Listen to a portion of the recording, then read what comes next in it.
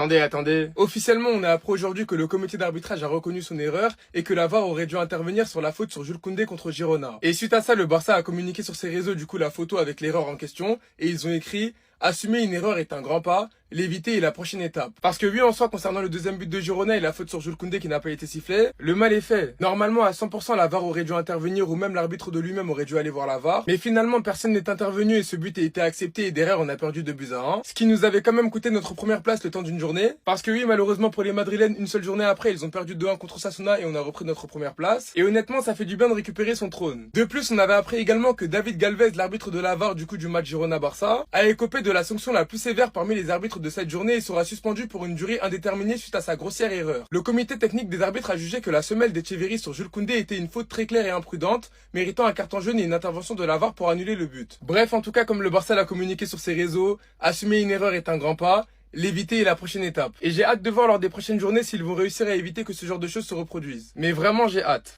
Attendez. Bon bah je vous l'annonce moi-même hein. Here we go, Cancelo restera au Barça au-delà de son prêt. Le FC Barcelone souhaite recruter définitivement Joao Cancelo cet été, mais seulement s'il résilie son contrat avec Al Hilal et arrive libre de tout contrat. Fallait jamais lui dire ça, car on parle quand même d'un joueur qui a déclaré lorsqu'il est revenu au club: j'ai eu l'opportunité de jouer il y a 2 ans, représenter ce club, le meilleur club du monde, est un honneur. C'est le seul club qui me donne la chair de poule quand je signe. Je sais pas comment il va s'y prendre, hein. S'il va abandonner ses salaires à Al Hilal, si finalement il va payer de sa poche, mais vous verrez qu'à la fin ce psychopathe il restera au FC Barcelone. Il aime trop le club. À la fin de son prêt il y a 2 ans quand il était reparti à Al Hilal, il n'a jamais cessé de penser au FC Barcelone. Que ce soit sur Instagram à travers des photos de profil ou même des interviews etc. Il a toujours montré son amour pour le club. Après le dernier match contre Levante, il a d'ailleurs déclaré: c'est le meilleur vestiaire que j'ai jamais eu de toute ma carrière. C'était déjà comme ça en 2023, c'est aussi en partie pour cela que je suis revenu. Les deux priorités cet été c'est un numéro 9 et un défenseur central, mais si en plus de ça on peut avoir un latéral comme Cancelo pour pouvoir concurrencer Baldé, en sachant qu'il arriverait libre de tout contrat, moi je crache pas dessus. Bref, en tout cas n'hésitez pas à me donner vos avis dans les commentaires, histoire de savoir ce que vous en pensez, et moi je lirai tout ça. Vous avez vu ce qu'un Hansi Flick souhaite avoir comme joueur? Croyez-moi que vous allez être vraiment impressionné. Hansi Flick souhaite recruter un joueur talentueux qui va changer complètement le visage du FC Barcelone, surtout sur le côté gauche où on a du mal, surtout cette saison. Et croyez-moi que le joueur que Hansi Flick a choisi est compatible avec le système de Hansi Flick, le système d'hors-jeu. Bougez pas, je vous explique tout. Hansi Flick veut Nathanael Brown. L'entraîneur a fait la demande de recruter le latéral gauche de Francfort. Il a que 22 ans, donc c'est un jeune joueur. Et c'est un joueur pour l'avenir lors du prochain mercato estival. Plusieurs clubs sont intéressés par le joueur, ce qui veut dire qu'il est impressionnant cette saison avec Francfort. Le prix pourrait s'envoler jusqu'à 65 millions d'euros. Quand j'ai vu le début, j'étais tellement heureux. Et quand j'ai vu 65 millions d'euros, je me suis dit, aïe, ça va être compliqué pour dépenser, sachant qu'on est un club de pauvres. On n'a pas de talle. On peut même pas recruter un défenseur, ni un neuf. Mais j'espère que le FC Barcelone recrute un latéral gauche. Sachant qu'on a déjà Cancelo, donc c'est pas la priorité. En tout cas, dites-moi ce que vous en pensez. Passez une bonne journée. Attendez, mes très chers Barcelonais. Vous pensiez vraiment que j'aurais passé toute une journée sans vous résumer l'actu concernant le FC Barcelone? Alors, mes très chers Barcelonais, qu'est-ce qui se passe du côté du FC Barcelone en ce moment? Mais avant d'aller dans le vif du sujet, merci pour la force que vous me donnez ici. Merci pour les 34 d'abonnés. On enchaîne. Primo, mes Barcelonais, je tiens à vous dire que Omar Marmouche est la cible numéro 2 du FC Barcelone, ce qui vient d'être confirmé cette soirée au cas où le plan Alvarez échoue. Ce qui signifie plan B pour le FC Barcelone, Omar Marmouche. Le plan B du Barça, au cas où le transfert de Julián Alvarez ne se concrétisait pas, s'appelle Omar Marmouche. Et en tout cas, Omar Marmouche, les gars, vous trouvez ça comment? Vos avis en commentaire, c'est une bonne option, mais bon, on est là. Et au central du FC Barcelone, le FC Barcelone prévoit Bastoni de l'Inter de Milan. Et en tout cas, selon moi, mes Barcelonais, c'est une bonne option. En tout cas, ce n'est pas un joueur raté, c'est même pas un flop, il est encore en puissance. Il vient aussi d'être confirmé, le Barça suit de près la situation d'Alessandro Bastoni. Cependant, son prix est très élevé et il négocie actuellement une prolongation avec l'Inter. Si ce gars négocie une prolongation avec l'Inter, c'est qu'on est cul. Parce que le FC Barcelone le veut dans sa team à tout prix, Alessandro Bastoni. Le gars, il est boosté aussi ces moments. Pour remédier, mes Barcelonais au poste de latéral gauche, Hansi Flick veut à tout prix Nathanael Brown. L'entraîneur a fait la demande de recruter le latéral gauche de Francfort de 22 ans. Lors du prochain mercato estival, plusieurs clubs sont intéressés par le joueur. Tout porte croire le prix pourrait s'élever jusqu'à 65 millions d'euros. Et d'ailleurs, les gars, il peut y avoir plusieurs clubs. Le petit va accepter venir au FC Barcelone, car le FC Barcelone, c'est le club de rêve de tous les petits gamins qui sont en train de se lever. Bref, les gars, vous pouvez donner vos avis dans les commentaires. Pour ceux qui ne le connaissent pas, c'est lui derrière moi. Il joue au Francfort, les gars, 22 ans. Et sur ce aussi, Hansi Flick a imposé des amendes de 40 000 € pour les retards jour de match. Autant rester chez soi, c'est Ferran qui l'a relevé dans El Hormiguero. Et les gars, actuellement, Ronald Araujo travaille pour retrouver sa pleine forme et trouver une place de titulaire dans cette team d'Hansi Flick. Les gars, il recommence par prendre un peu confiance de lui. Ronald Araujo n'a qu'un seul objectif, retrouver sa place de titulaire au Barça. Il est convaincu qu'avec ses qualités physiques, il aiderait le Barça à jouer très haut. Ouais, mais Barcelonais, c'est mieux de donner vos avis dans les commentaires. Et pour tous mes très chers Barcelonais qui ne souhaiteraient rien louper de l'actu Barcelone, c'est ici que tout se passe, on se capte. Attendez mes très chers Barcelonais. Nous étions tous là ici quand une fille inconnue s'est levée et accuse Achraf Hakimi de viol. L'affaire est levée, mes gars. Avant de vous faire tout savoir sur cette accusation, c'est ici que tout se passe, on pousse. D'abord, les gars, Achraf Hakimi est un gars respectueux et moi, je ne crois même pas à ces accusations de cette jeune fille. Parce que de là à là, on nous fait savoir que Achraf Hakimi sera jugé devant la cour criminelle pour viol. Le défenseur du PSG est renvoyé dans la cour criminelle. Il avait été mis en examen en mars 2023 après qu'une jeune femme l'a accusé de l'avoir violé. Alors que le jeune défenseur Achraf Hakimi assure n'avoir fait que l'embrasser. Il n'a fait que l'embrasser. Sur ce, Achraf Hakimi réagit à l'accusation de viol. Aujourd'hui, une accusation de viol suffit à justifier un procès alors même que je le conteste et que tout démontre qu'elle est fausse. Finalement, les juges, vous allez arrêter. Aussi injuste pour les innocents que pour les victimes sincères. J'attends avec calme ce procès qui permettra que la vérité éclate publiquement. Enfin bref, personnellement, je sais, mon jeune Hakimi, tu sortiras de ce procès sain et sauf. Sur ce, mes très chers Barcelonais, l'avocat d'Achraf Hakimi réagit à cette accusation de viol. C'est déterminé et combatif que nous attendons ce procès pour que justice soit rendue à Achraf Hakimi.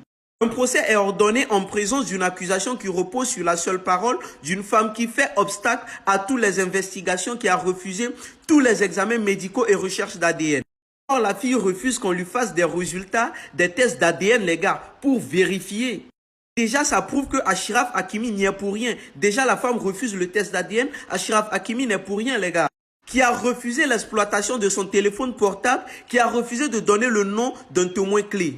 D'abord, l'avocat d'Achraf Hakimi nous fait savoir, la fille a refusé un test d'ADN, elle a refusé qu'on fouille dans son téléphone, elle a refusé de donner le nom d'un témoin clé, les gars. Une femme dont 2 expertises physiologiques successives ont révélé le manque de lucidité sur les faits qu'elle prétend dénoncer. Et encore l'absence de tout symptôme post-traumatique. Enfin bref, d'abord, la femme n'est pas traumatisée sur ce qu'elle dit. Le tout alors qu'elle a tenté de dissimuler à l'autorité judiciaire plusieurs messages échangés avec l'une de ses amies prétend de dépouiller M. Achraf Hakimi. D'abord, malgré tous ces propos, qu'est-ce que la fille refuse? Elle refuse déjà un test d'ADN, elle refuse qu'on fouille son téléphone, elle refuse, les gars, elle refuse de nous donner le nom d'un témoin clé. D'abord, sur ce fait, la fille n'est pas traumatisée. Déjà ça, moi, je n'appelle pas sa femme. Une femme, c'est quelqu'un qui est mature. Celle-là, c'est une fille, les gars. Et aussi, la fille aurait dit à une de ses amies que son objectif était de dépouiller le jeune joueur Achraf Hakimi. En tout cas, force à toi, vieux père Achraf Hakimi, et soutien total de tous les Barcelonais envers toi. On se capte, les gars, et je reviendrai pour plus de détails. Attendez, mes très chers Barcelonais. Apparemment, quand je suis dans mon coin et j'attends certains Barcelonais qui prononcent dans leur gueule que Laporta n'a rien fait pour le FC Barcelone, les gars, vous êtes des ingrats. Vous êtes des ingrats, c'est tout. Parce que déjà même, on a eu des sociaux qui ont menti sur le président Juan Laporta. Et même quand il avait refusé de laisser Lamine Yamal pour 250 millions d'euros, on a eu des supporters barcelonais qui ont crié sur lui. C'est pour ça que je vous dis, un vieux père assis voit beaucoup plus loin qu'un jeune debout, les gars. Il a vu le talent en ce petit et il ne l'a même pas laissé partir. Et donc déjà, vous devez m'arrêter ça. Vous devez m'arrêter ça. Ce que Juan Laporta a fait pour le FC Barcelone aujourd'hui, si votre Victor Font prenait le trône, il n'allait rien faire. Il allait ne faire que nous humilier. Juan Laporta ne nous a pas humiliés, les gars. Certes qu'il nous a menti, il a fait de fausses déclarations qu'il n'a pas pu tenir, les gars. Mais Juan Laporta reste Juan Laporta. Juan Laporta a permis à ce que Florentino Pérez ne piétine pas les droits du FC Barcelone. Est-ce que vous savez ça? C'est grâce à ce président que le Real Madrid aujourd'hui n'arrive pas à marcher sur le Barcelone. Ce président qui n'a pas livré le club. Juan Laporta n'a pas livré le FC Barcelone. Et moi, quand j'entends des supporters parler comme s'ils ne mangeaient pas du tout, les gars, moi, ça me fait mal. Ça me fait mal. Arrivé un moment, vous devez arrêter. Vous devez arrêter, mes Barcelonais. Raison pour laquelle en conférence, il nous avait dit, quand le PSG nous avait offert 250 millions pour la Yamal et que nous l'avons rejeté, il n'avait que 17 ans. Certains nous ont pris pour des fous. Et oui les gars, certains lui ont pris pour un fou. Mais c'est pas ça le problème. Arrivé à un moment, mes Barcelonais, vous devez arrêter. Si vous voulez supporter, supportez. Même si vous voulez déguerpir, dégagez les gars. Dégagez. On en a marre de vous, des faux supporters.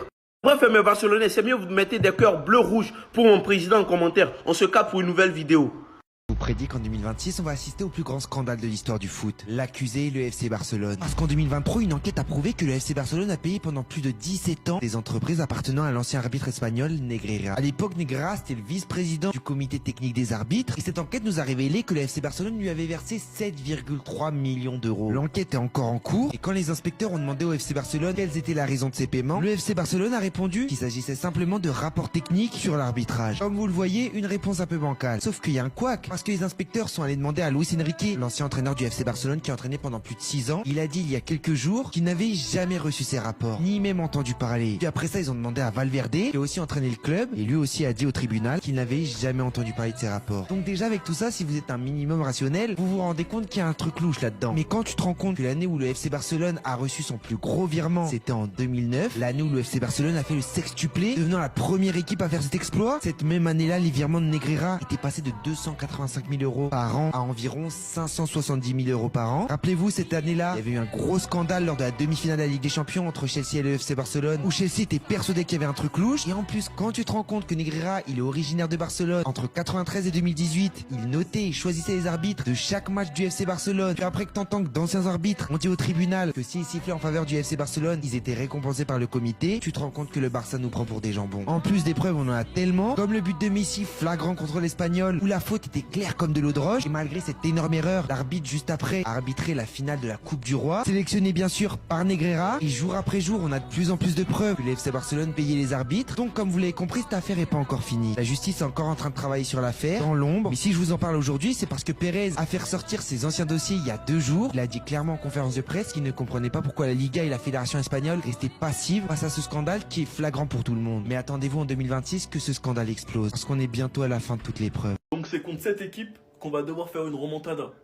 Chez nous, certes, mais on n'a même pas pu avoir la phase 1C. On pourra même pas être 60 000 supporters. Donc on n'aura même pas la grade d'animation au complet, sachant que dans notre stade, il n'y a pas d'ambiance. Pour l'instant, il n'y a pas d'ambiance. Même si la Porta a fait une invitation, malgré le fait qu'on ne sera pas 60 000, et a dédié 500 sièges pour mettre l'ambiance pour la grada animation, on verra ce que ça va donner. Mais cette saison, cet Atlético dans les gros matchs, les gars, c'est fort. Que ce soit face au Betis en Coupe du Roi, que ce soit face au Barça en Coupe du Roi, ils sont allés faire match nul contre Bruges chez eux, et au Metropolitano, ils sont allés les taper 4-1. 4-1, avec un nom que je déteste, triplé de Sorloth. Donc on va devoir affronter Sorloth en confiance en plus. Lui qui de base adore marquer contre nous et faire le malin.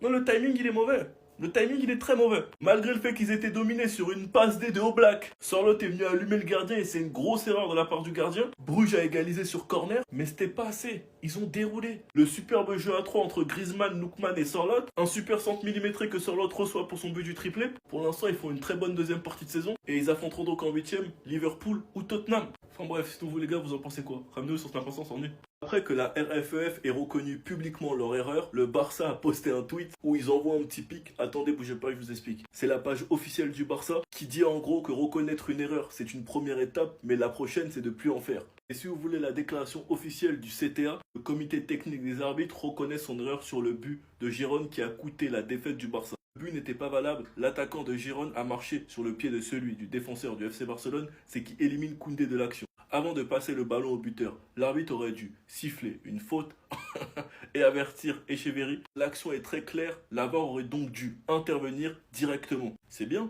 vous avez reconnu votre erreur, mais qu'est-ce qu'on en a à faire? Les points, ils sont où? Ils sont où les points? Parce que là, les gars, on parle juste d'une seule erreur, où ils ont reconnu qu'ils avaient tort officiellement. Et si sur nos 2 dernières défaites en Liga, même si nous n'étions pas au niveau, les 2 mêmes arbitres ont été suspendus après ces matchs, c'est pour de bonnes raisons. Et là, on parle de 6 points. 6 points dans la course au titre. 6. Nous sommes qu'à 1 point du Real actuellement. Quand je vous dis que cette Liga, elle est faussée par l'arbitrage et que c'est une mafia, vous avez la preuve devant vos yeux. Ils font des erreurs, de graves erreurs, qui peuvent coûter le titre, et après ils s'excusent. C'est bien, mais les points, ils sont où? Vous pensez que ça pouvait être impuni? Je le répète, Acerbi, Vous pensez que ça pouvait être impuni ou pas? Non. Non. Vous avez brisé les rêves de tous les Barcelonais. Vous nous avez fait manquer ce choc en finale de Ligue des Champions. Et bien la conclusion, c'est que vous vous êtes fait humilier en finale de Ligue des Champions 5-0 et que maintenant vous sortez en barrage face à Bodo 5-2. 5-2 scores cumulés. Ils les ont tapés, aller, retour, domicile comme à l'extérieur. Et c'est très fort ce qu'ils veulent faire cette saison. Ils ont tapé City, ils ont tapé Atlético, ils ont tapé l'Inter, aller-retour. C'est historique ce qu'ils sont en train de faire et ils vont affronter City qu'ils ont déjà battu ou le Sporting. En tout cas, c'est pas du tout une équipe à prendre à la légère. Mais qu'est-ce que je me réjouis de cette élimination de l'Inter. Quand ça lâchait des Real Madrid après nous avoir sortis, c'est tellement bien fait. Vous avez tout ce que vous méritez. Et je vous mens pas les gars, j'ai eu beaucoup de mal à regarder ce match. Car voir ce stade, ça m'a rappelé de trop mauvais souvenirs. Je suis traumatisé les gars. Et ça fait plaisir. Sinon vous les gars, vous en pensez quoi? Ramenez-vous sur ta pensée en nuit.